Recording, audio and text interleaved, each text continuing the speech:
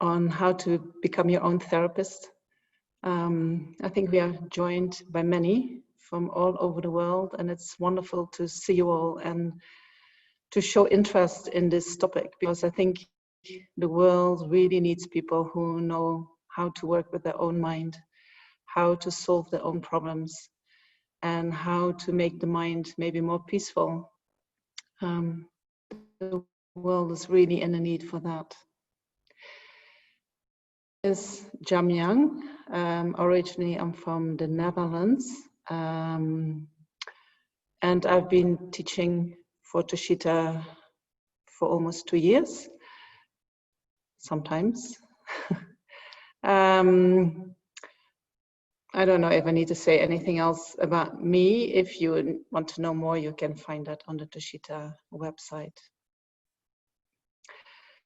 So what are we going to do? We have 6 days in a row, each day 1.5 hours, to think about the topic, and we'll use at least 1 hour for teaching and then half an hour for meditation, but it might be 1 hour, 10 minutes and 20 minutes meditation. So depending on how we go. For those who are familiar with Zoom, you have, and who are those who are following on Zoom, you can ask questions in the chat box. If you could send them to me, that would be great. If you send them to Register Tushita, they also will end up with me, so no problem about that. So if questions come to your mind during the teachings, feel free to ask. Sometimes I'll check if there are questions.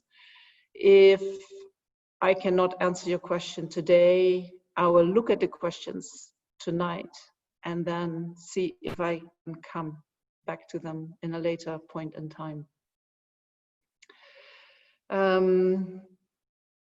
Also, if you have any comments, please feel free to leave them in the chat box. And sometimes I might ask you questions during the teachings, and like, what do you think about this? You know, so then I invite you to say something in the chat box. I like to teach interactive. I'm really missing the people in front of me, but maybe when we use the chat box, we can make up for that a little bit. So what are we going to do within this course? I'll give a short introduction on the topics that I would like to discuss. So first of all, why do we need a therapist? We're going to talk about that. Is there really a need for, I mean, we're all here because somehow we have the feeling we might need someone, no? So then if we think about a therapist, what kind of qualities does our therapist need to have? We're going to think about that. Then what are we suffering from? What are our problems? You know, maybe the problems are on the psychological level, on the emotional level, on the physical level, on the spiritual level. We have to check and then see what kind of,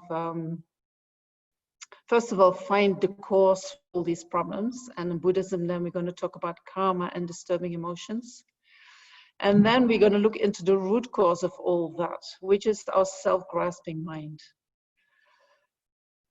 And on dependence on that self-grasping mind, we also have the self-cherishing mind. And so we need to look into what is that and how can we address that mind.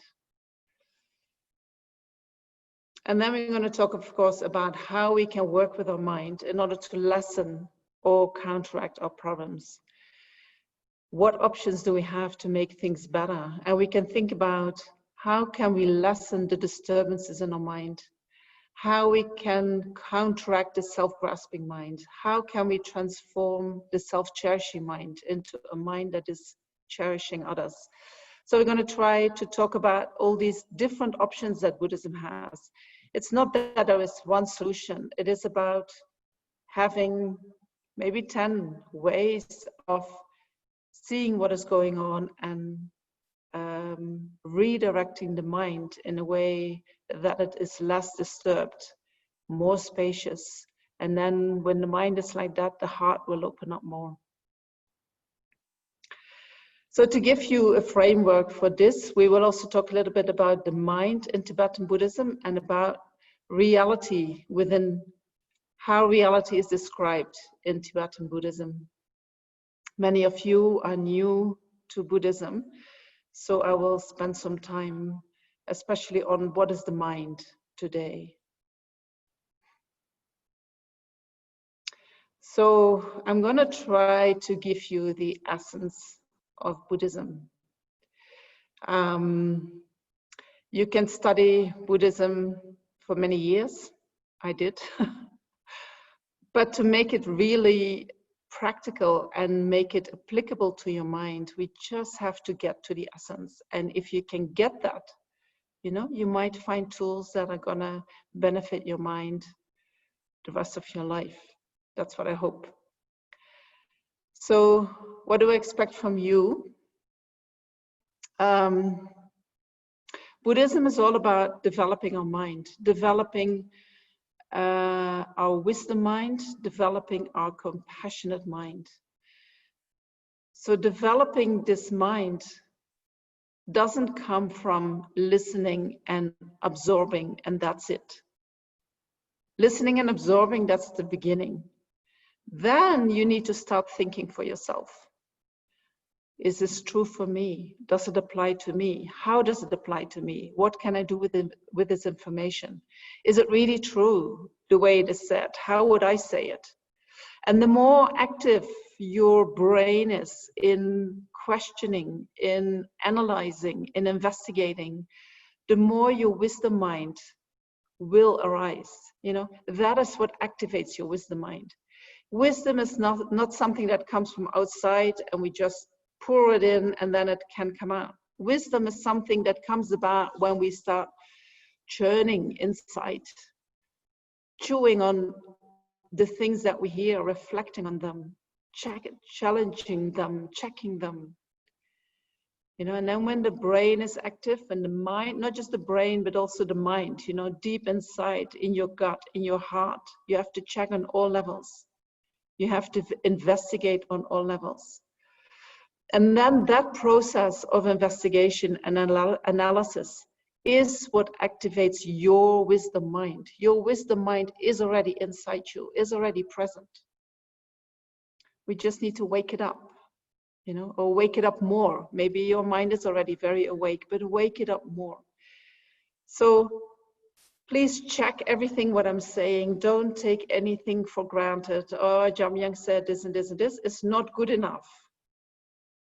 Right? You have to come to the conclusion that you say, I have observed this and this and this and this. This is true for me. You have an unshakable wisdom inside you. That's what is going to help you. Okay, so I ask you to think actively and check if things are true for you the way they are said. And if not, how are they true for you? What is true for you? And it is not about being right or wrong. It's not really important. The main thing is that you activate your mind. Then you cannot go wrong, actually. You know, you're always right. Okay, that's a little bit what we're going to do. All right. So then to start, in Buddhism, we always say, if you engage in activities, there are two things important in terms for the outcome of your activity. One, motivation with which you engage in the activity.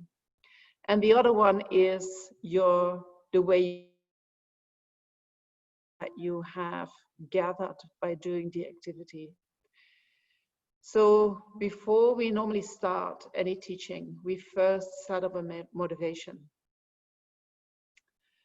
And I think before we set up the motivation, we can do a little meditation in order to settle the mind, in order to focus the mind, so that your mind is more receptive. Your mind can absorb more what it hears and then engage in your own analysis. All right. So in the meditation today, I'm going to teach you the body posture for the meditation, and I'm going to teach you how you can bring your mind to the present moment, very detailed. But for now, for setting the motivation, I'm just going to ask you.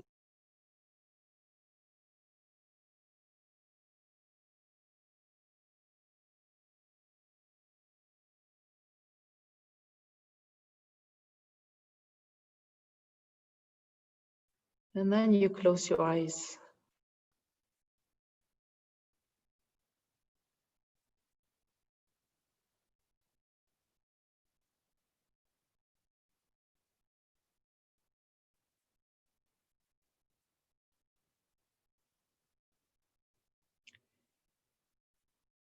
Your back is straight.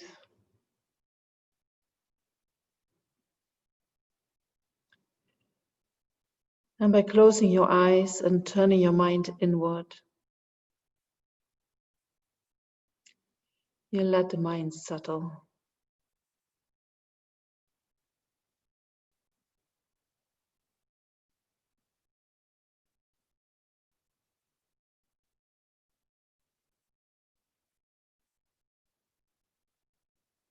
By bringing the mind to the present moment.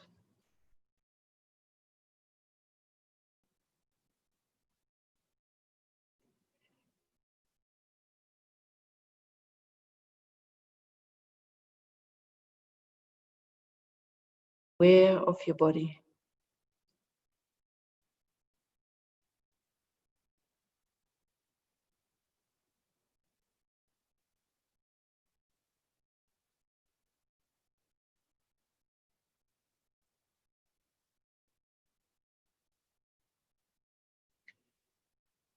When the mind is aware of the body,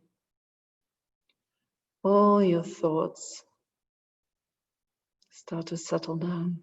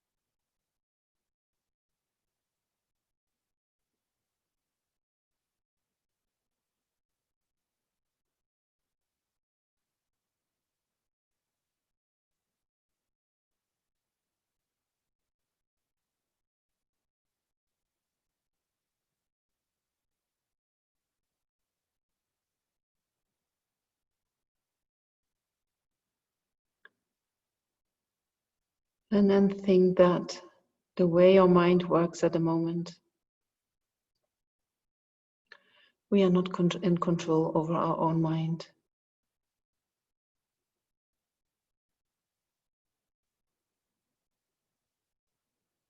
And when we're not in control over our own mind, it is going to be very difficult to help others solve their problems or to be of benefit to them in other ways.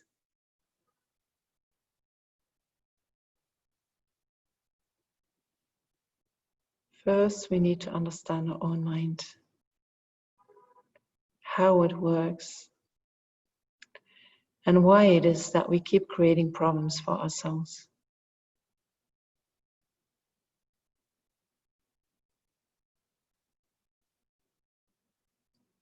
And once we understand this, we can look for ways to untangle our ways of thinking and bring them more in line with reality.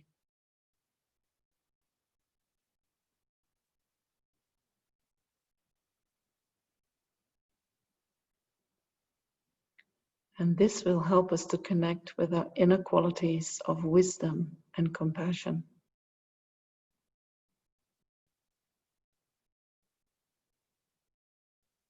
They are present in our mind. And with the right tools, we can develop that wisdom and compassion in a limitless way.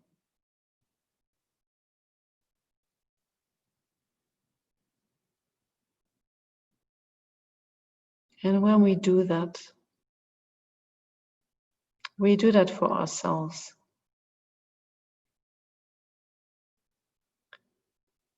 But once we recognize these qualities in our mind, and we recognize that all sentient beings have the same qualities as we have, somehow naturally the wish arises to use these qualities for the benefit of others.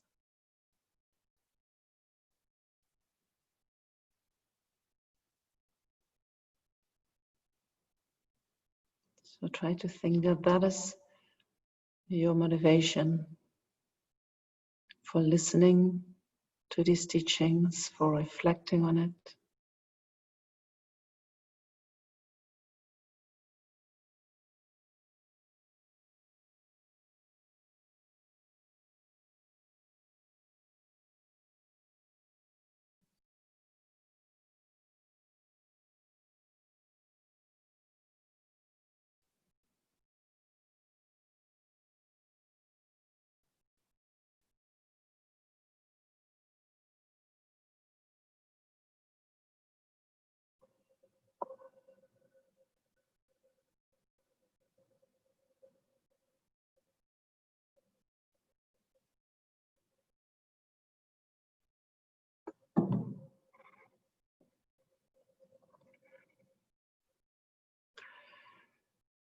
So why do we need a therapist?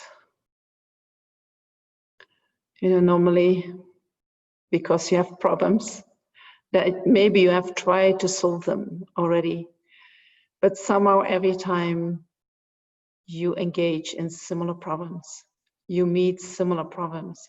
And when there are problems in our life, whether they are in our body, whether they are in our relationships, whether they are in relation to our environment, we suffer, right? We're not happy.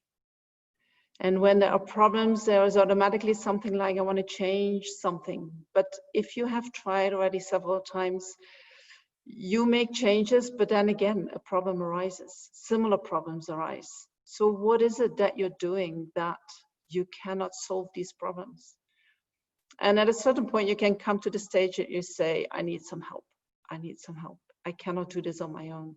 I've tried so many times. I engage every time in the same mistakes somehow, but I do not know how I do that. So I'm going to go to a therapist, right? It is like we haven't cracked the code yet to how to find that happiness that we long for inside. And so we all have that need for happiness. We share that with all sentient beings, whether this is human beings or animals or other sentient beings. We have that need, and it is important for us to be happy. We can be so much better people to others. It is so much more pleasant to be with ourselves. We are so much more willing to help others. We have so much more resilience. We function so much better when we feel happy. So it is important that we are happy, that we find a way to be happy. When we have problems, we don't function, maybe we don't even get out of our bed in the morning. Or when we see things, when we are unhappy, then every little thing that is there that is disturbing our mind, more unhappiness arises. Then we start complaining, then other people are not happy with us, they don't like us, maybe they start talking about us, and it becomes bigger and bigger and bigger. So looking for a way to be happy with yourself, with your life, with your situation is very important. So we go to the therapist, and then we can see, like, what do we expect the therapist to do? Maybe the therapist can help us to clarify the problems. Or maybe the therapist can help us to look at the situation in a different way. Or maybe they help us to shine a light on the workings of our mind in terms of the disturbing emotions that arise in the mind, how we react to things, right? That's a big problem that we have, the way how we react to things. And we're going to talk about that extensively. Also, the therapist is very good in asking the right questions to find issues that are behind your problem. Right? When a problem arises, we are mostly focused on the problem itself. We are looking at why is this problem arising in my mind? Or why is this problem arising in my life? I think a therapist also helps us to connect with painful experiences and helps us to go through painful experiences. Right? It's not easy when we're on our own to do that.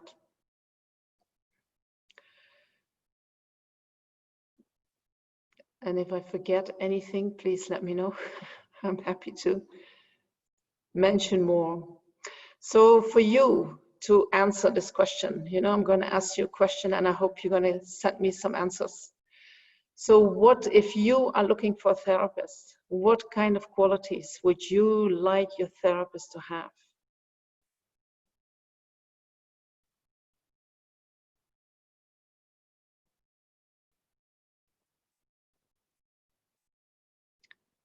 And in the meantime, yes, there was a little bell at the end of the meditation.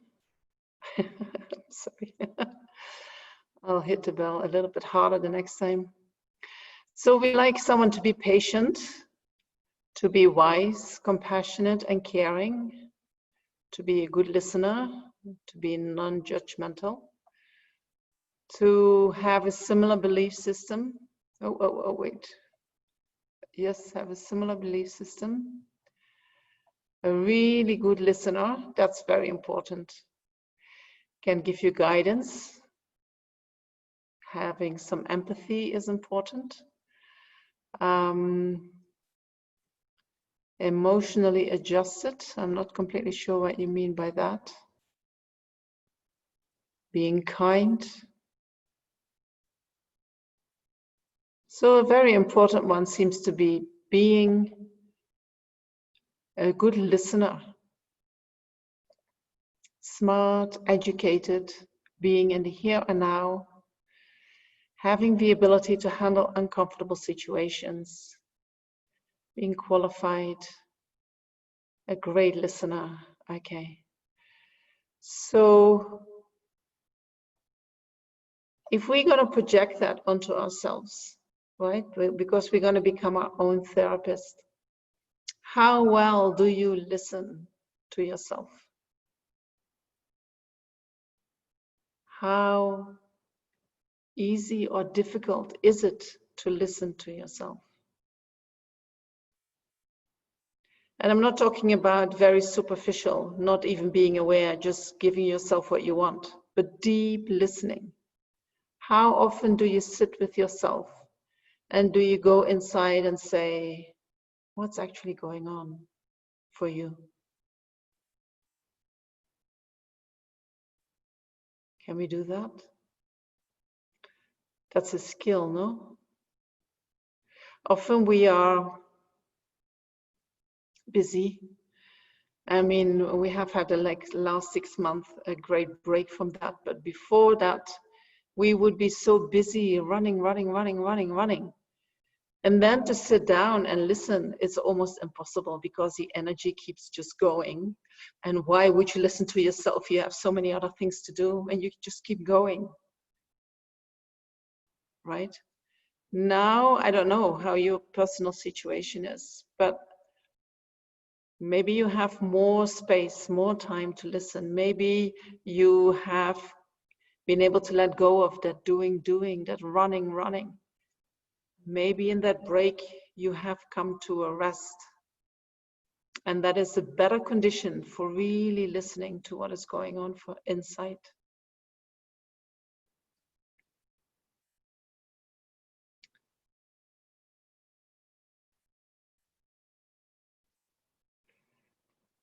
And then somebody needs to be educated, needs to know about the mind, needs to know about emotions, right? So that's what we need to learn. The person needs to be connected with reality, which is very important. What is real and what is not real? And that's a huge topic in Buddhism. According to Buddhism, we are totally out of touch with reality, and that's our problem. According to Buddhism, we are emotional beings, just reacting, just running after things, or trying to be separated from things that we don't want. We don't even think about that. Rational mind is not present when we do that. Right. And emotions, disturbing emotions, they are out of touch with reality. They exaggerate. They exaggerate positive qualities from objects or negative, depending on how our relationship is with that object. If we like something very much, we exaggerate the positive quality.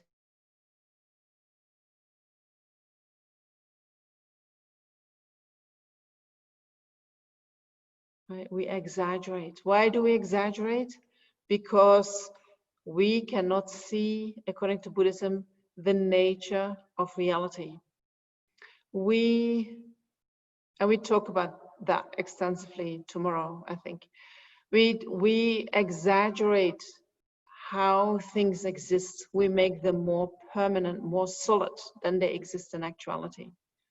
And so on the basis of that, the disturbing emotions arise. Attachment, aversion, and then dependence on that, all the other disturbing emotions.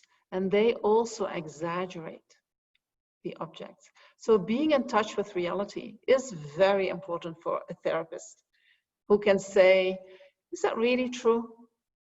The way you see it, is that really true? Check it, you know? So we'll talk about that, how you check that. And then we need compassion, loving kindness, mindfulness, you know, these are also all qualities. We need empathy. So if we talk about these qualities, do you have these qualities in relation to yourself?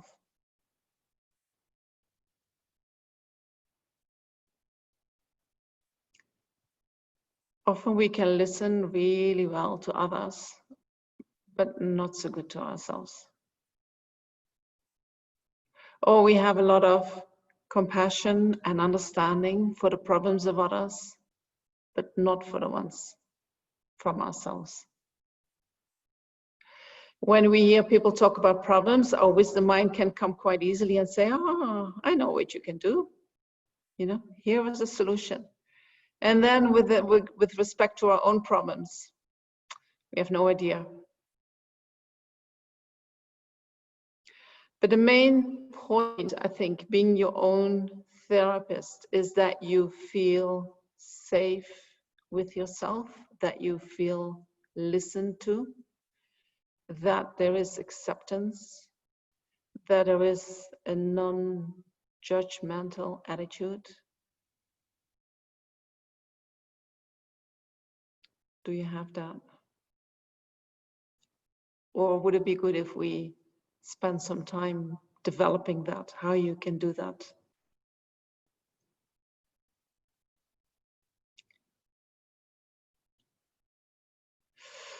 I don't know. I know it's not everyone, but I know that many people, the way they treat themselves is they wouldn't treat anybody else in the world like that. True? No. Some people say no. Yes, it's true.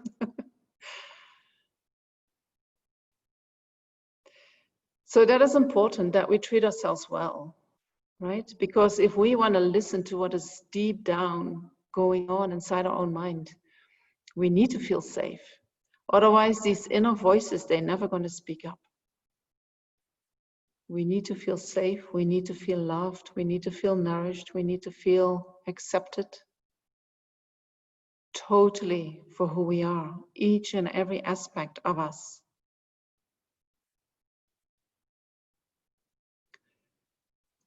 That's what we need to develop. So we'll talk about that, or we will go deeper into how you can do that at a later point in time. So what do we do with Buddhism? In general, we can say Buddhism is a guide to happiness, whether that is happiness in this life or whether that is the perfect, pure happiness that goes beyond life. Not beyond life, but beyond this life, you know, and beyond the disturbing emotions. All the gradations of happiness, all the kinds of happiness that you can develop. Buddhism is a guide. How to do that, how to train your mind so that this happiness arises in your mind. And so the essence of Buddha's teachings is that it shows you the characteristic nature of your human potential, the capacity of the human mind.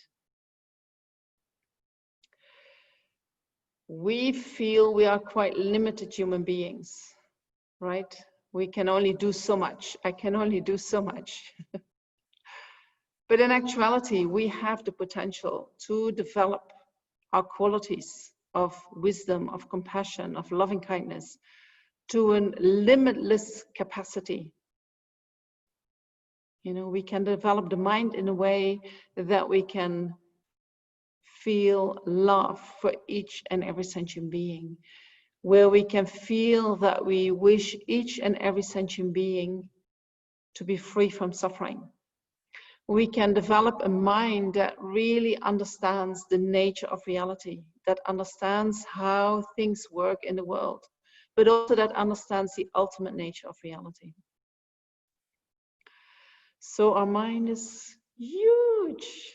We can develop the qualities of the mind in a huge capacity. Then we never have to say, oh, that's not possible. Yes, things are possible. Everything is possible. Things might take time, but everything is possible. We just need to create the causes for things to happen. And so the methods in Buddhism teach us how to develop a deep understanding of our own mind, of how we work, but also of all other phenomena. And so according to Buddhism, all the problems that we experience, they come from the mind. And in order to understand our problems, we first need to understand what the mind is and how it works. And especially because there's so many people at the moment here who are new to Buddhism, I'm going to talk about what is the mind, you know, and also what is a person. And I do that from Buddhist perspective because, you know, that is what I'm teaching. So, so you need to know what I'm talking about when I talk about the mind. And when I talk about a person, what is that? Just let me have a look at the questions. Okay, that was still from the therapist. Why do people treat themselves badly? We'll talk about that at a later point. There can be different ways, different reasons why it is like that.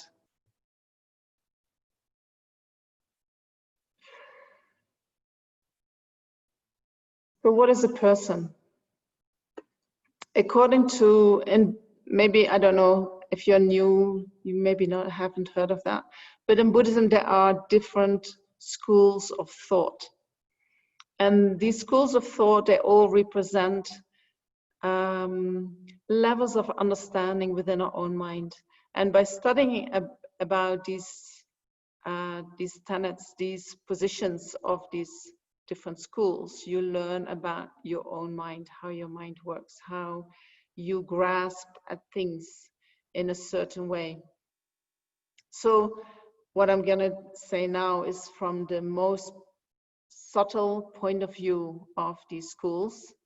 So they say, what is a person? A person is that which is imputed independence on the body and the mind. Or in Buddhist terms, we say independence on the 5 aggregates. So the 5 aggregates are the body and the mind. The body is 1 aggregate and mind is 4 aggregates. So the person is not the body. The person is also not the mind. The person is also not the collection of the body and the mind. But the person is imputed independence on the body and the mind. It is like a name given to the body and the mind. So the person is something different from the body and the mind. Right? It is imputed independence on the body and the mind. So if we look into the body, what is the body? So that is our physical aggregate. And the body,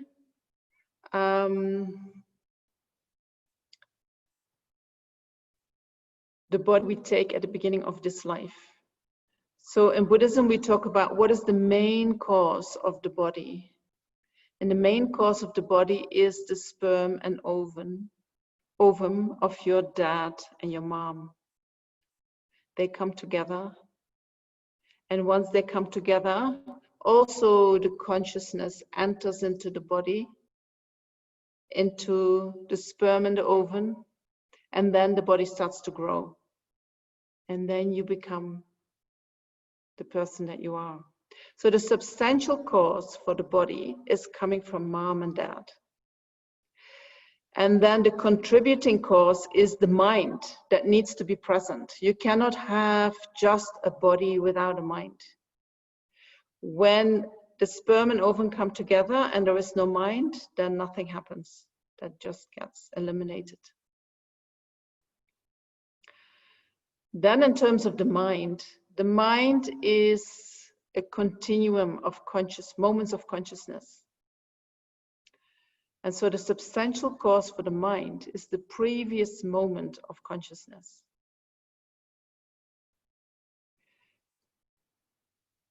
The contributing cause for the mind is the body.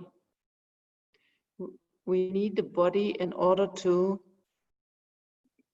have the mind or live the mind of a human being. Right, so they come together. The body supports our mind, but it's not the substantial cause of the mind. So the mind is not the brain. The mind is not just our thinking. The mind is also everything that we feel, all the reactions that arise in the mind, all the deep-seated beliefs that we have, whatever appears to the mind is mind. And then things arise in the mind, feelings arise in the mind, thoughts arise in the mind, and then we can say then there is this notion of someone who is experiencing, the experiencer of the feelings, or the knower of what is going on in the mind. That is also mind. So things arise in the mind. There is the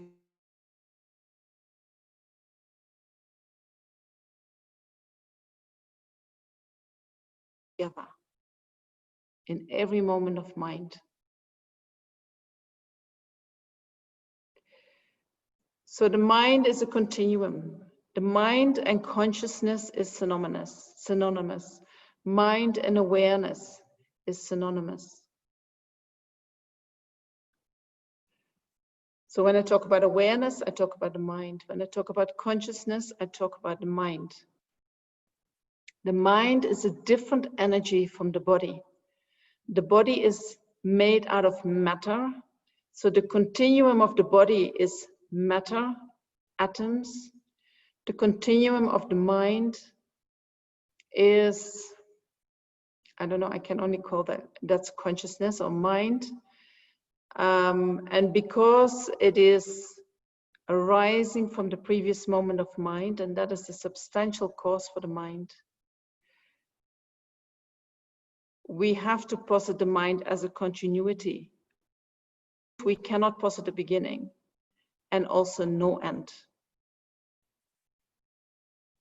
Right? Because if we would like to posit a beginning to the mind, we would have to say, okay, then what is creating that first moment of mind? And we can only say that is the previous moment of the mind. And because mind is created by the previous moment of mind, you cannot posit a beginning. And because you cannot posit a beginning, you can also not posit an end, where you can say, now the consciousness is finished. So then from that perspective, you can talk about past and future lives. This is one of the reasons in Buddhism why we posit past and future lives. So it's some part of the mind in the brain. So because the mind is present with the body, as long as they are connected with each other, the brain functions. No, not necessarily. Right? If we are in a coma, or then in that moment not. But as long as we are awake and we are alive, there is a connection between the mind and the brain. But there is also a connection between the mind and the heart. And there is also a connection between the mind and the gut. So the mind is actually everywhere in our body, everywhere where our attention goes, we can perceive with our mind what is going on. So without the mind, the brain could not function. What we experience is the mind, but we experience with the help of the brain. So some questions go a little bit. How does the consciousness get placed into the fertilized egg? You know, this is just the law of attraction.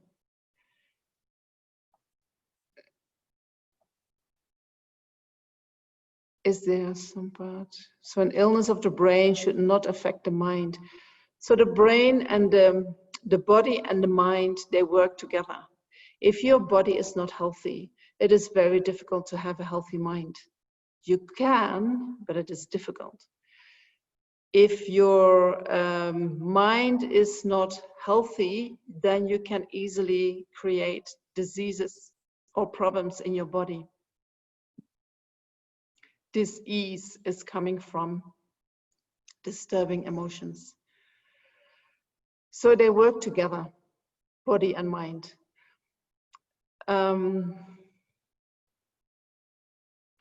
So sometimes you see people who have a handicap, or they have a lot of problems in the body, and they somehow use that or are able, despite that, to have a healthy mind, to find perfect happiness or a very good level of happiness and contentment. And there are other people who have an unhealthy mind and are totally miserable, right? So that depends, I think, on what you have done before, and it depends on many things.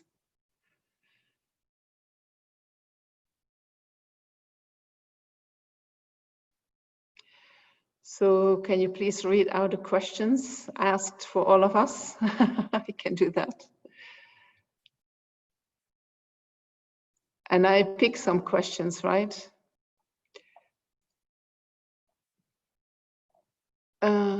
The person is not the body nor the mind. That is hard to understand, and that is very subtle.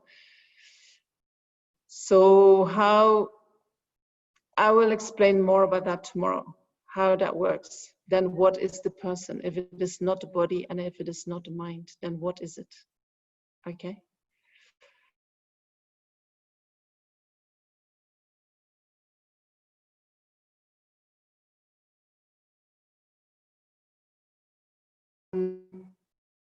you know what we're trying to develop, where we try to get at when we're doing this course. So the Buddha taught that the human nature is pure. Our nature is pure, is without any ego. Just like the sky is by nature clear, without any clouds. Clouds, they come and go. But the blue sky is always there. Right? In the same way, in our mind, disturbing emotions, thoughts, beliefs, they arise in the mind, they come and go. But the mind itself, the pure nature of the mind itself is always there. Clouds arise in the mind, but they do not change the fundamental nature of the sky. And in the same way, disturbing emotions arise in the mind, but they do not disturb or cloud or interact with the pure nature of our mind. If we don't understand that the nature of our mind is pure, you won't be able to see that it is possible to discover an innate purity, right? If you think you are bad by nature, or there is something really ugly inside you, you will never go deep into your own mind, you know? Oh no, I'm not gonna go there, you know?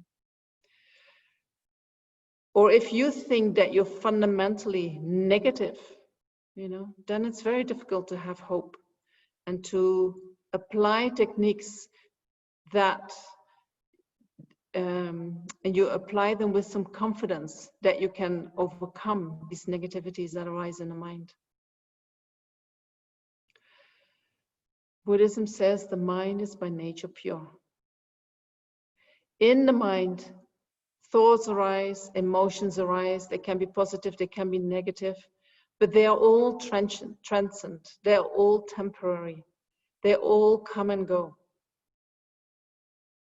They are like the clouds in the sky. But beyond our emotions, there is a real basic human nature that is clear and pure. And the better we understand the nature of our own mind, the better we are able to have control over our mind. Control happens naturally when we understand the mind. Control is like our natural state. When we realize the nature of our uncontrolled mind, when we realize the nature of that uncontrolled mind, control comes naturally. So control, when we talk about control in Buddhism, it is not like I'm gonna, you know, like a mount, how you say that? Someone who's riding a horse, you know, I'm gonna control my mind. I'm gonna make sure that I keep whatever I don't like, that stays inside, and that I'm not gonna feel that, and that's not control, that's suppression. Control means that you know so well about the mind and what arises in the mind that you feel totally comfortable allowing things to arise because you know what it is and there is no need to react to anything. That's control, right? That's what we are striving. That's what we're striving for. But the striving comes from understanding.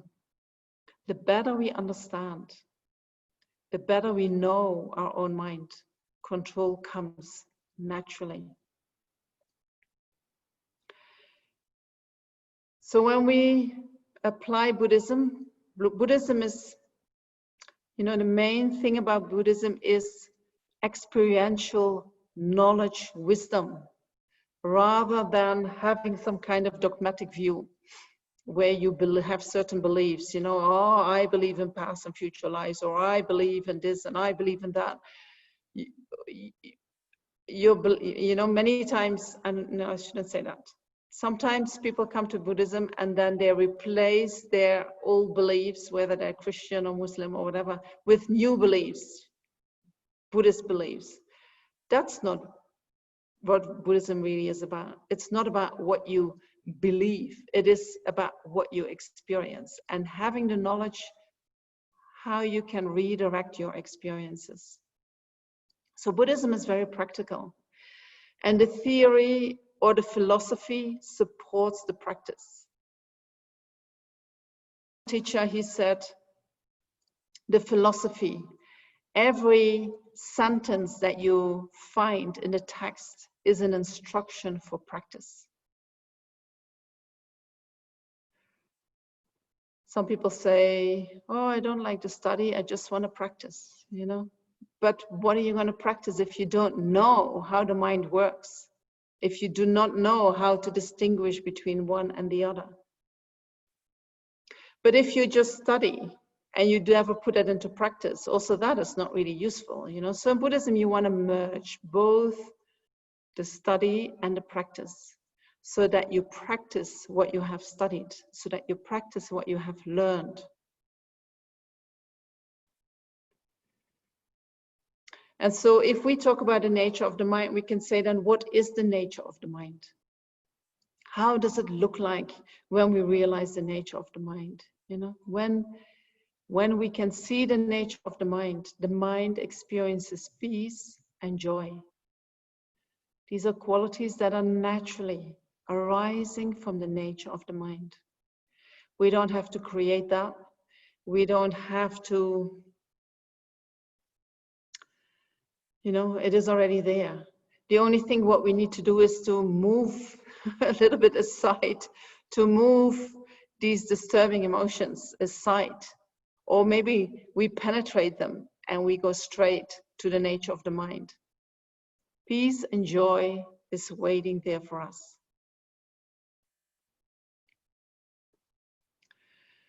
So the real meaning about Buddhism, and I already said a little bit about that.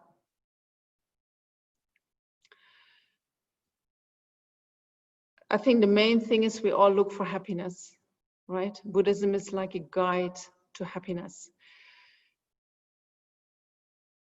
Looking for happiness, that is our instinctive nature. There is nothing wrong with that. We should never give that up. Looking for happiness is what helps us to connect more and more with our innate nature. Because that happiness, the most pure happiness, is when we fulfill our nature, when we can fully see our nature. So never give that up, right? Some people think, oh, Buddhism is all about suffering, so now I have to focus on the suffering. No, also stay focused on the happiness. Very important. So there's nothing wrong with looking for happiness. But the way we are looking at the moment for happiness is not bringing us the happiness that we want. Right? So in Buddhism, we look at where does happiness come from. So we study a lot, but we're not just interested in intellectual knowledge. We are more interested in understanding what is happening here and now in our present experience. What we are in this very moment. What is our fundamental nature right now? And we want to know how to find satisfaction, how to find happiness and joy instead of depression and misery, and how to overcome the feeling that our nature is totally negative. So the only purpose for the existence of what we call Buddhism, or maybe even any religion, is to understand the nature of our own psychic, our own mind, our own feelings. So whatever name we give to our spiritual path, you know, any path you follow, the most important thing is that you get to know your own experiences, your own feelings, your own reactions to these feelings. Because if we do not know how the mind works, you know, we just follow our feelings. We just do what we like. We just try to separate for what we do not like. And if we do that, you know, we might think that we are very healthy, You know, come on, follow your feelings. It's very healthy to follow your feelings. But in reality, what we are doing is we are following our afflictions, our deep-rooted afflictions. And the true cause for psychological disease, but also for physical disease, is these disturbing emotions.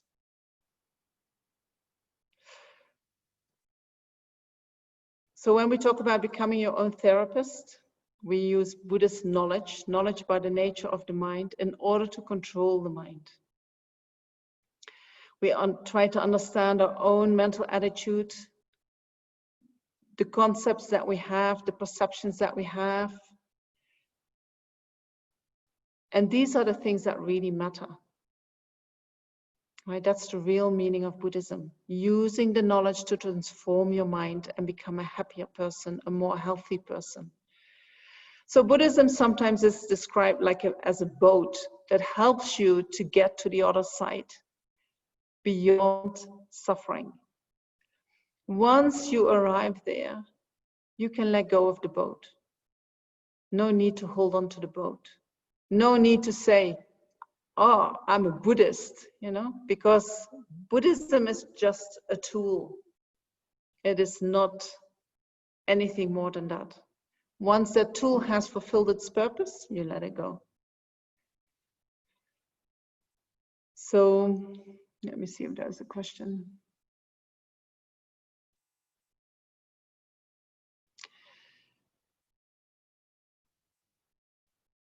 So how do we know for sure that the nature of the mind is pure?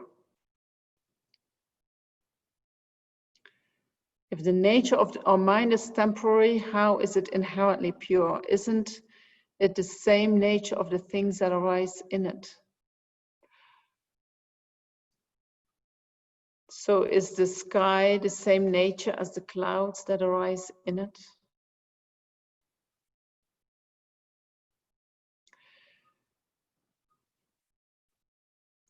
How do we know for sure that the nature of our mind is pure? You know, especially if you think that the nature of your mind is not pure, you will need to do some investigation, both on a theoretical level, but also on the practical level. Because if you have the belief that your mind by nature is not pure, these beliefs are deep, deep, deep, deep into your psychic. And to transform them, you need a lot of work. So how do you do that? By nature pure means that whatever arises in the mind is not inherently part of your mind. That whatever arises in your mind is adventitious. Whatever arises in your mind is something that is coming and going. And so if everything that arises in the mind is coming and going, then there must be a cause for everything that arises in the mind. And if there is a cause for everything that arises in the mind, I can create causes that things arise in the mind that makes me more happy. And I can also create the causes that the things that make me unhappy do not arise in the mind anymore. And if I can do that, that means that there is nothing inherently present in the mind. And that lack of things being inherently present in the mind, that shows that the mind is by nature pure. If the mind was not pure by nature, we would find something inherently negative in the mind that we cannot remove, that never changes, that is always there. And if something like that would exist, you should be able to go inside and then find that aspect of the mind. And you would say, look, because this negative thing is there, it's always there, it's never changing. Because of that, the mind is not pure. But when you start looking inside, you cannot find anything like that.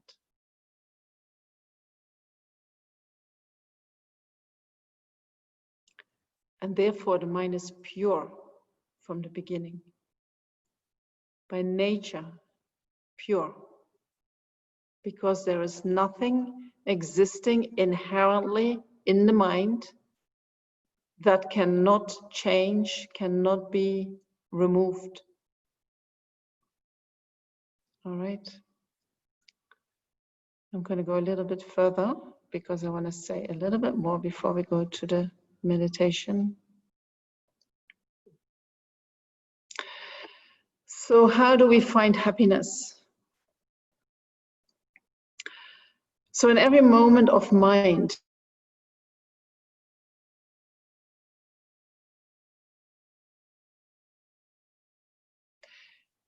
in Buddhism, we say every moment of mind, feeling is present.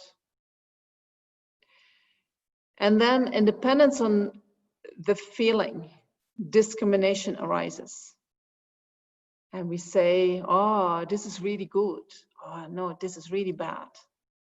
And in dependence on the discrimination, we react and other qualities arise in the mind, like anger, like attachment. So feelings arise in dependence on the body, and feelings arise in dependence on the mind. We see, hear, taste, smell, feel, or think of objects. And when we make contact with the objects, feelings arise. So how do we find happiness? When a feeling arises in the mind, and it is a pleasant feeling, we grasp for more. Wow, this is nice. I want more, right? We go after the object that in previous contacts were the cause for happy feelings to arise.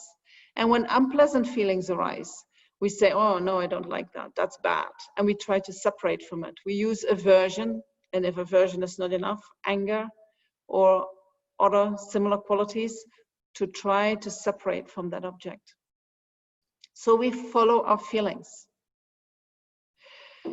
We follow our feelings and we grasp at the sense world in order to get what we like and to be separated from what we do not like. So there are three types of feelings in Buddhism. We have pleasant feelings, unpleasant feelings, or neutral feelings. And the dependence on these feelings, we discriminate and we react. So when we experience pleasant feelings, emotional attachment arises. When the pleasant feeling subsides, craving arises. Craving is the desire to experience it again. And so the nature of the mind that craves is dissatisfaction. True? We don't say when a pleasant feeling arises, that was enough. We say, I want more. But the fact that you want more shows there is a dissatisfaction there. And so that dissatisfaction disturbs the mind. It agitates the mind. We think that is happiness. But if we really check, there is agitation in the mind. And when we experience unpleasant feelings, we automatically dislike and want to get rid of it. Aversion arises. And again, aversion also disturbs our mental peace. And so when we feel neutral feelings, we ignore what is going on and we don't want to see reality. So in this course, I'm going to mainly talk about pleasant feelings, unpleasant feelings, attachment, aversion. So whatever feeling arises in our daily life, pleasant, unpleasant, neutral, they disturb us emotionally. And then there is no balance, there is no equanimity in our mind. And our reactions to the feelings, our attachment, aversion, and ignorance are therefore called disturbing emotions. They disturb the mind. And because they disturb the mind, they're also called negative emotions. Attachment feels pleasant, but we call it a negative emotion because it disturbs the mind. So the things that arise spontaneously without us thinking about anything, it all disturbs the mind. We also have positive emotions in Buddhism, but in order to develop positive emotions, we need reasoning. And so in the last couple of days of this course, we're going to talk about how to develop the positive emotions. Positive emotions do not disturb the mind. They make the mind happy and open.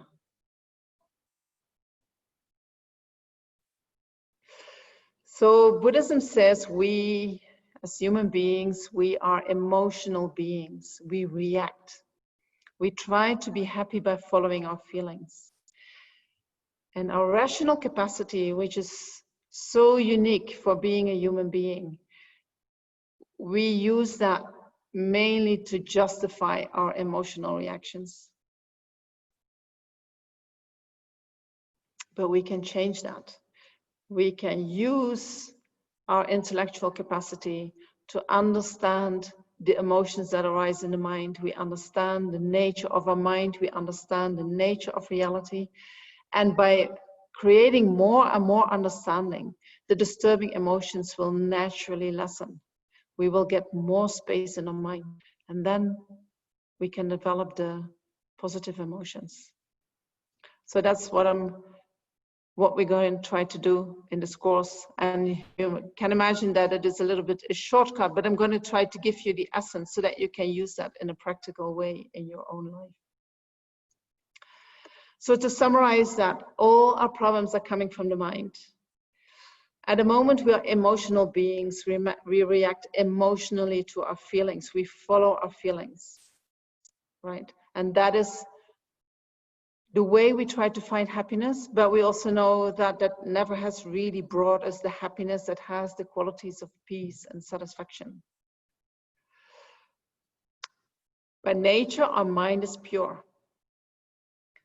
And whatever arises in the mind is not the nature of the mind. So therefore, whatever arises in the mind, all these disturbing emotions, they are adventitious. They are not inherently part of the mind. So Buddhism is a guide how we can lessen and remove these disturbing emotions and to reconnect with our nature. When we do that, we lessen and remove the suffering and we create more space for happiness.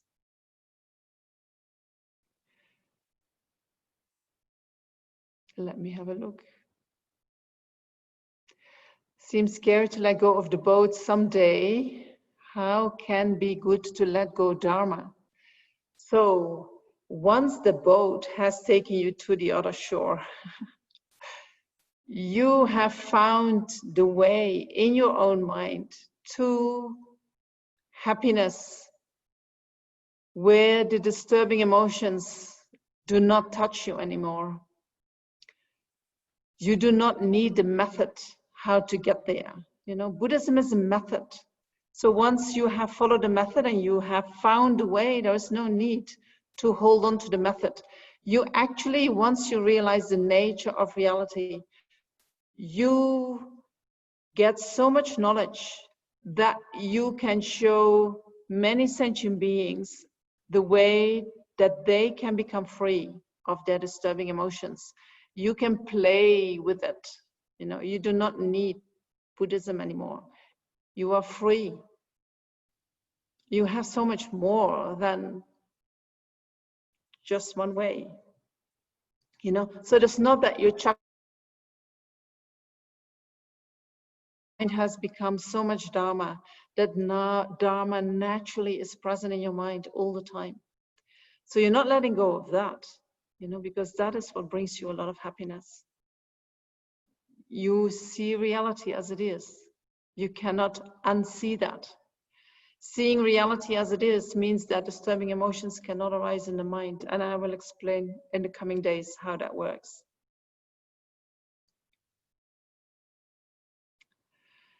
So don't worry about it.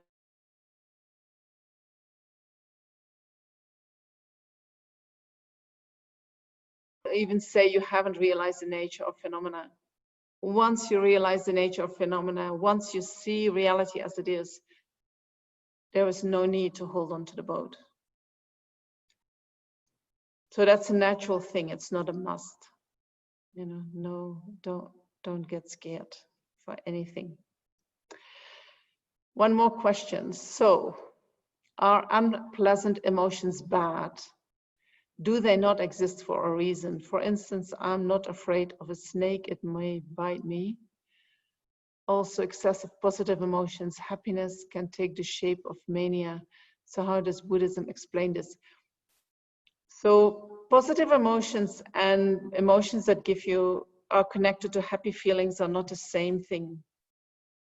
Attachment and pride, they are often connected with pleasant feelings. But they disturb the mind. So what we call negative emotions in Buddhism is all the emotions that disturb the mind, whether they come with a happy or an unhappy, or a pleasant or an unpleasant feeling. So why are unpleasant emotions bad? I never said that, did I? That's what we hear. Oh, we have to remove them, they are bad. No, for me, you do not have to do anything. If you feel happy with the way you are, please stay the way you are, right? But if you feel that your mind gets so disturbed and you have emotions that you're not in control of, and you want to learn how to do things differently, then Buddhism can be a method that can show you how to do things differently. It's not about good and bad. It's about, this is not what I want, you know. Actually, I want to find a happy mind, which is peaceful, which is calm, which is content by nature. How do I do that? It is not about, oh, but I'm bad when I'm not doing that. No, we're just human beings, you know, and we all suffer from similar disturbances. And we all maybe, I don't know, maybe you don't, but many of us want to be free of that. How do you do that? So why do negative emotions exist? They do exist for a reason, in the sense that they come from causes and conditions. Yes. Does that mean that there is more to it than just coming from causes and conditions? According to Buddhism, no. Does that mean that I cannot learn anything from negative emotions? No, you can learn from negative emotions, you know, or from negative experiences. You can use these in order to make your mind more positive, more happy, more clear, more whatever, what you choose. Right? So mania and happiness, I don't think they're the same thing. When you are manic, you have the feeling that you can handle anything and you feel fantastic and you feel euphoric, but the mind is very disturbed. You have lost contact with reality, right? And then you also know that after the manic phase, there is always something different where you feel the opposite. And so it is up and down. This disturbs the mind, no? Very unbalanced mind. If you could make the mind more in equanimity, where you're not reactive to whatever happens, but where you can let things be as they are, you know, you're much more in control. And when you're in control, you're more free. And when you're more free, that freedom, that can give so much happiness. Very different quality as the happiness of a manic person. Right? If we could stay with the happiness of the manic person all the time, you know, you might think, oh, well, that's a great thing. But it is like being on drugs, you know, you take the drugs and then once the drugs are finished, you get the other side. And what you want to do is you want to find the qualities in the mind, where the mind is balanced, where the mind is in control, but at the same time you can experience amazing levels of happiness.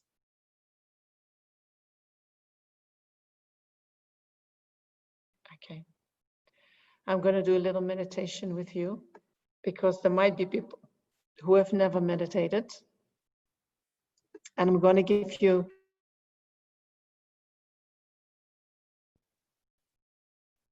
and I will read your questions tonight, you know, and then maybe tomorrow while I'm talking, I will answer them or come back to them a little bit. All right? My time is short and I need to put in as much as I can. So why do we meditate? You know, we first normally we listen to the teachings, and Buddhism teaches about the mind, and that we use the mind at a moment in a way that it's not serving our happiness. And so in order to apply these teachings, in order to practice this, we need to look inside the mind. We need to learn to see how our mind works. We need to connect with what is going on inside. See it for what it is. Accept what is there. You know? And so then there are many ways of meditating. One way of meditating is just looking what is going on inside, being observer. Another way is analyzing what is going on inside. Another way is applying certain ways of thinking in order to habituate yourself with a new way of thinking that is more in accordance with reality. But for tonight, we will just do a mindfulness meditation. Mindfulness means not forgetting the object. Mindfulness, for instance, of body means that we bring our awareness to the body and we observe the body and we stay with the body. That is mindfulness. Another aspect of the mind that we want to train with that is called alertness. Alertness is an aspect of our mind that is checking whether mindfulness is doing its job or not. You know? So mindfulness rests on the object, and alertness is checking all the time. Is mindfulness still on the object or not? Mindfulness gives the feeling of relaxation. Alertness is awake.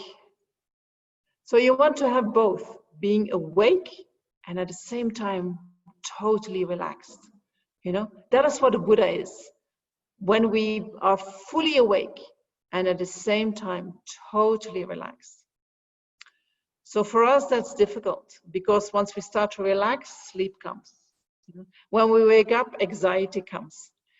So you go in between both, you know, you go into the mindfulness and you try to be alert. Then when you're too alert, you lose your mindfulness. So then you go back, oh no, I need to rest more. But when you rest too much, you lose your alertness. So when we start meditating, you have to go from one quality to the other. More mindfulness, more alertness. How do I balance them? And so you will go up and down, you know, between these two aspects of the mind. And we do that relaxed, right? We try to do this relaxed. So these are the qualities that we train in the mind. Being alert and at the same time relaxed. Being relaxed and at the same time alert. So when we meditate, there is a description of the posture, and I will take you through the posture. So it is good to sit in a place where you can straighten your back. So when you sit on a cushion, make sure that your cushion is high enough so that your back straightens up naturally without any effort, but that you are lifting up your sitting bones. And when you have that in the correct position, your back will naturally straighten up. And if you sit on a chair, it is important to have your feet on the ground and not to fully sit back to the chair, but maybe sit halfway on the chair so that your back also naturally straightens up.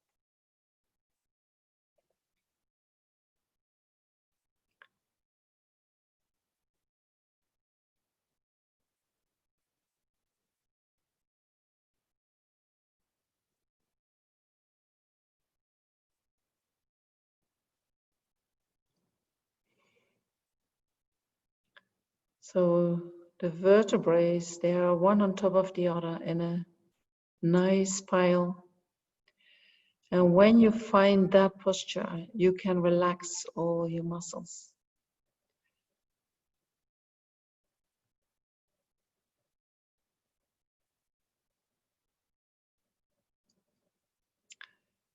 And then you can put your hands, we put the right hand on top of the left, and then the thumbs slightly touching each other like this. And you put that on the level of your navel, or just below your navel.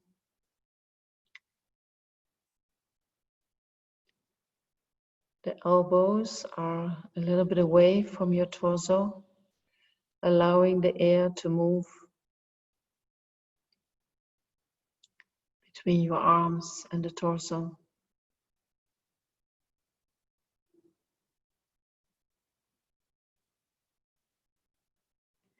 Your head is a little bit bent forward.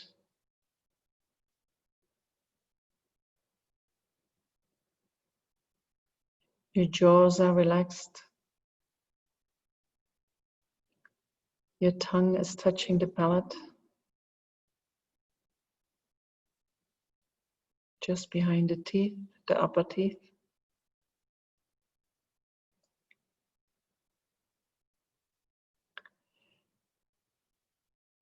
And your eyes are closed, but you allow a little bit of light to come in.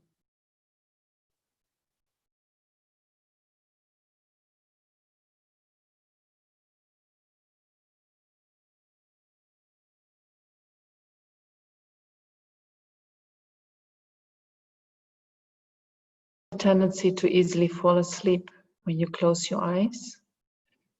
It can be helpful to allow a little bit of light to come in.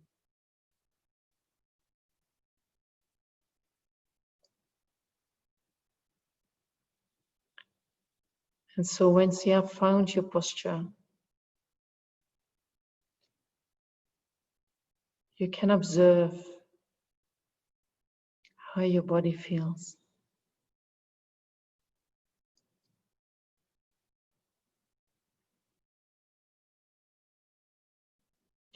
You are mindful of your body.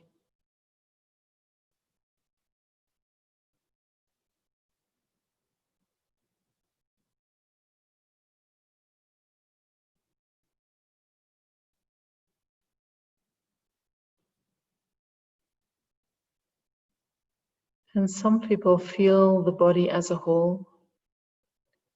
And some people, they sometimes feel their knee and then their hands and then their neck. So whatever is comfortable for your mind.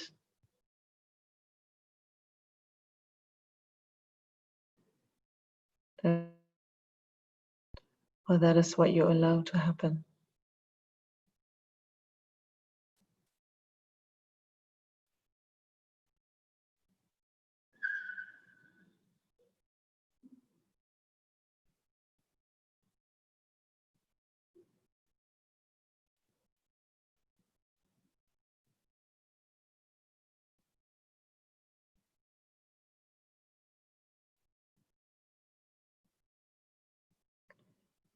And then because our mind is so easily distracted, your mind might wander off. And as soon as you notice that, you just bring your mind gently back to your body.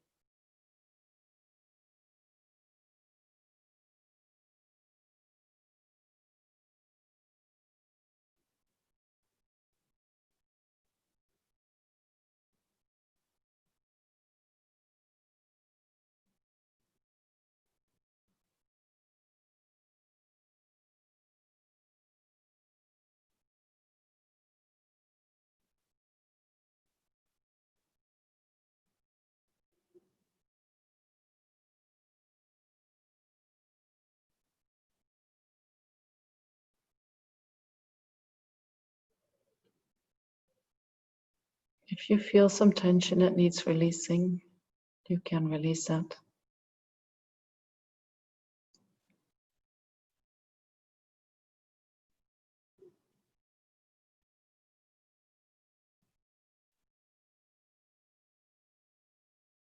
If you feel that you need to move your body slightly in order to feel more connected, you make that little change.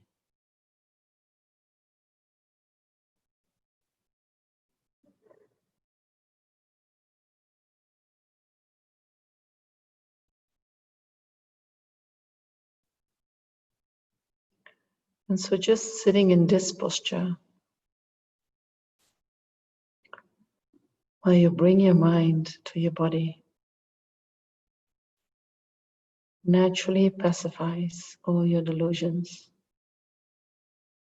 your attachment, your anger, your pride, your ignorance, your doubt, your jealousy.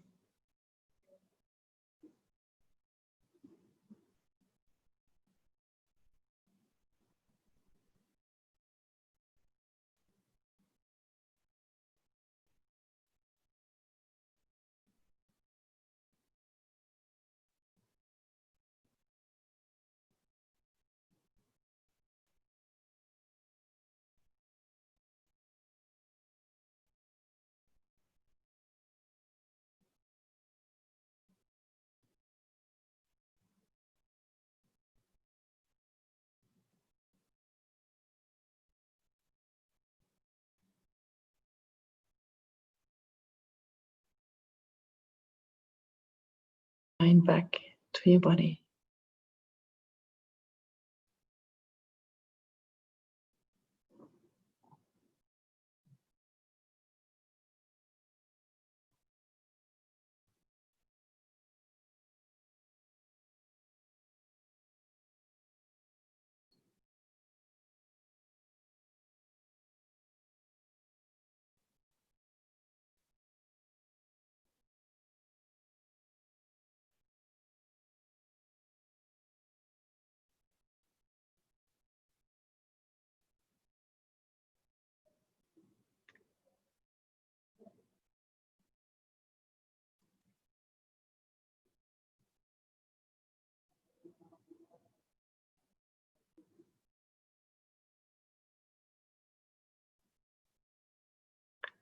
And when you feel comfortable, resting your mind on your body, being mindful of your body,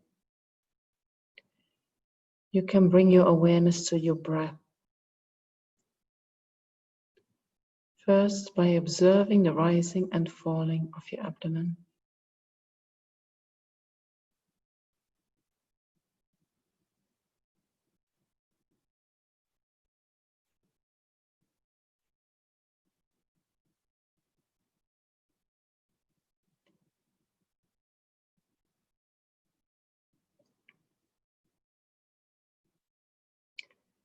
And so what you're doing is you're just observing. There is no right and wrong. No, I'm doing it good or I'm doing it bad.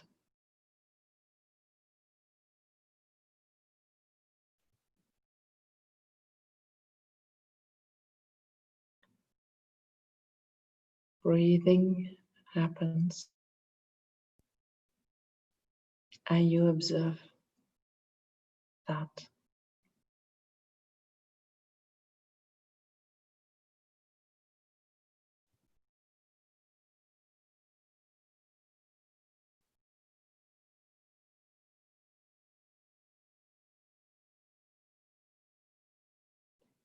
And however you breathe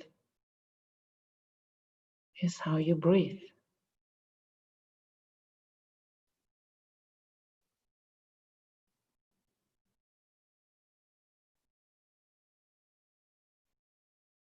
Whatever comments we have to that is not going to change your breathing.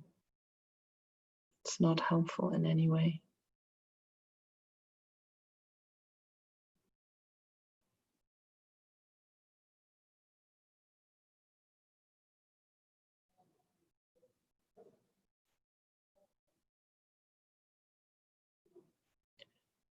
So try to have a mind that is curious,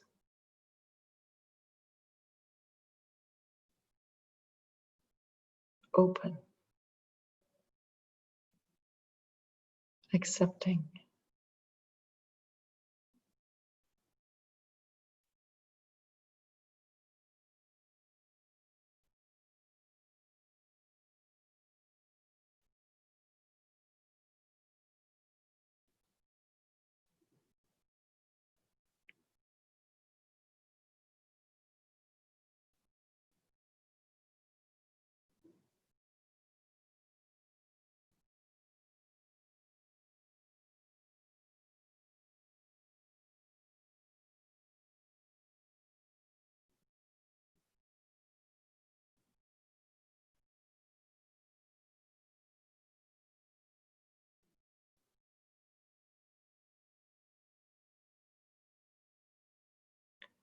And we can learn a lot by just observing our breath coming in, going out.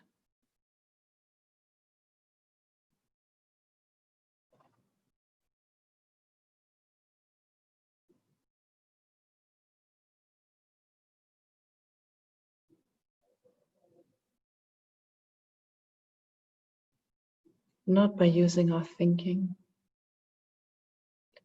but by totally connecting with the experience of breathing, by becoming the experience.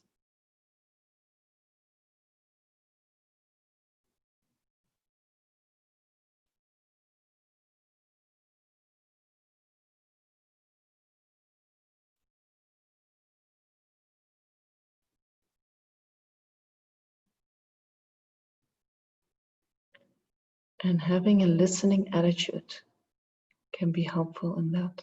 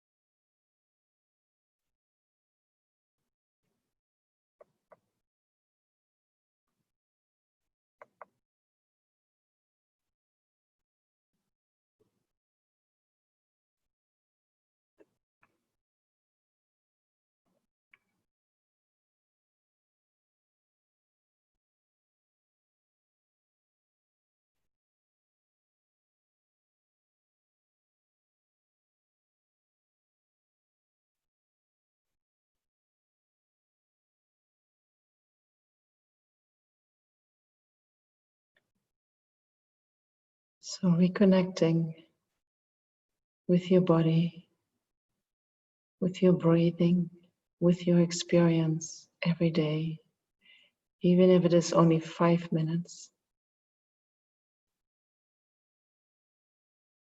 can help you to connect with your mind.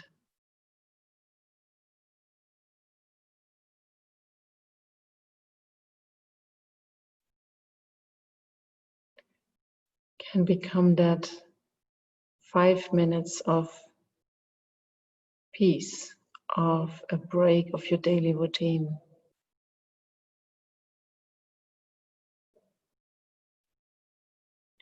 Where you learn to understand the mind.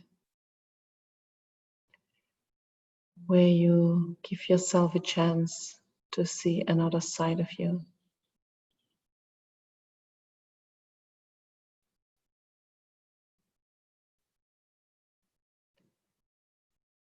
where you can understand, where you can connect with.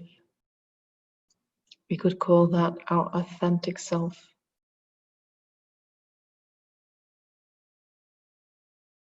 Where you're not reactive, but where you are observing.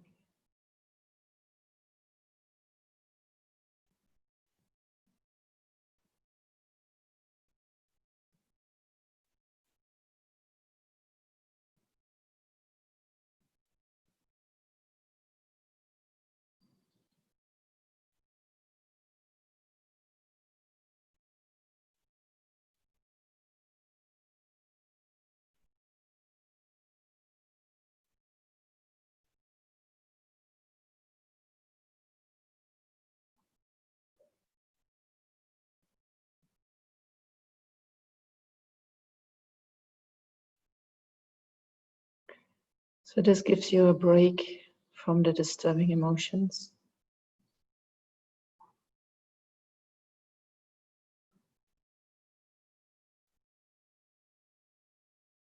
And therefore will help to lessen the disturbing emotions in your daily life.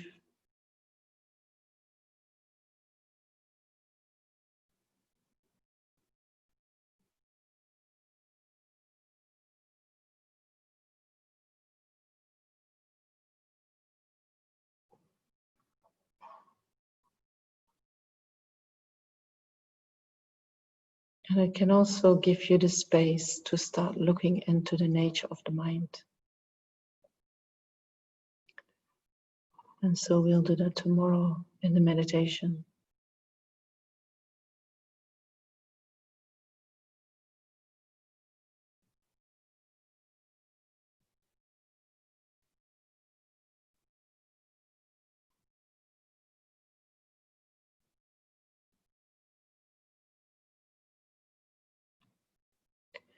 We can bring this meditation to a conclusion by dedicating all the positive energy that we have gathered by listening, thinking, reflecting, meditating.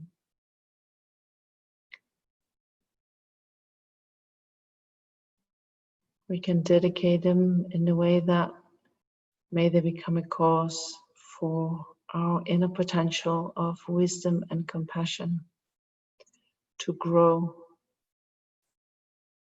to a limitless capacity.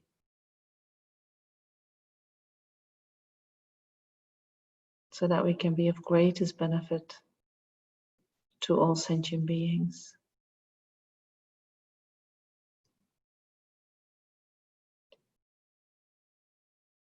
And may all the positive energy that we have gathered today become a cause for the happiness of all sentient beings.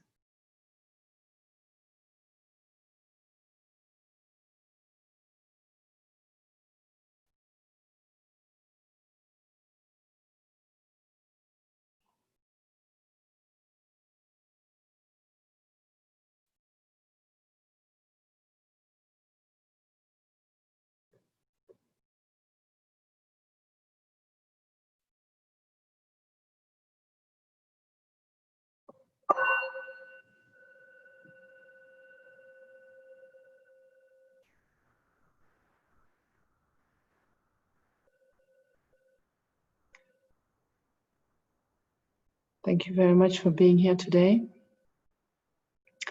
Tomorrow we'll talk about the discrepancy between how we see things to exist and how they exist in actuality. And we'll start looking into what is our actual suffering, what is causing the problems, what is going on inside us. All right, I hope to see you all tomorrow, same time, 5 o'clock Indian time. And I hope you have a good evening and a good day tomorrow. Venerable, right before we go, I would just like to announce that tomorrow His Holiness the Dalai Lama is having a conversation on conflict, COVID, and compassion. So for those of you who want to join. It's going to be from 9 to 10 a.m. Indian Standard Time. I'm leaving the link now in the chat, dalailama.com/live, so you can watch online. Thank you. Okay, thank you. See you tomorrow.